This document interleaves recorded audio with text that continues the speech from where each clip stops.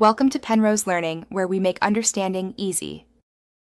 Start by unlocking your Vivo Y20 and waking the screen. Open settings from the app drawer or home screen.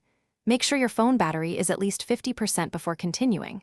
If you use a lock screen, know your PIN, pattern, or password. Consider backing up important data before changing system options. Enabling developer settings does not void warranty on most phones. Follow each tap exactly and do not skip steps. Open Settings and scroll down to About Phone. Tap About Phone to see device details and software information. On Vivo phones, the build label may appear as build number or software version. Tap build number 7 times in quick succession to reveal developer options. If prompted, enter your lock screen PIN, pattern, or password to confirm. You will see a message that developer mode has been enabled. You can now return to Settings. Return to Settings main page and open System Management or Additional Settings. Tap Developer Options, now visible near the bottom of the list. Toggle the main developer options, switch to enable the full menu.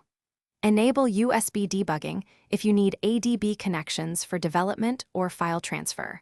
You can change window animation scale from 1 to 1 to speed up UI animations. You stay awake only when charging to prevent.